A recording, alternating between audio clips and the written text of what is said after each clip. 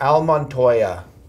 Bruce, what's the secret good thing about Al Montoya? And you can't, Bruce. I know you can't say his contract because I'm going to say his contract. I know so you are. What's the secret good thing? The secret good thing about Al Montoya is he is a hard competitor. I liked how he I liked how he battled in difficult situations. Made a couple of he made the save of the season for the Oilers last year in the late going, save? Diving windmill glove grab in the dying minutes of one of the games on the West Coast, I think at Anaheim, that they eventually won.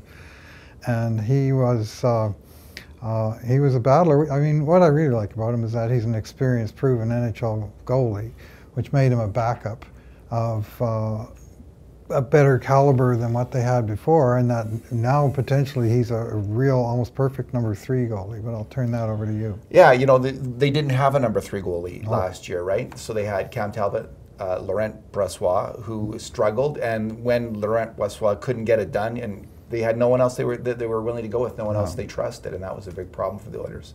So the secret good thing about Al Montoya is his contract. He's got just 1 year left. He earns just like I think it's about $1 million a year. So if they park him in the minors, there's no big cap hit for the Oilers. This is a contract. This is the kind of the $1 million contract. I mean, they could give out, what, 10 of these, and more power to the Oilers, because you're making a bet each time on a player who might help the Oilers at the NHL level.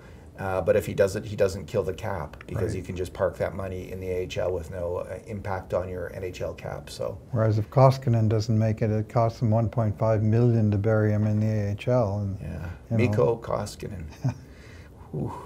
There's a gambler's bet. Yeah, well, at least they'll say they got more experience in the number 2 and number 3 than they had last year, and that's true. That's a huge upgrade.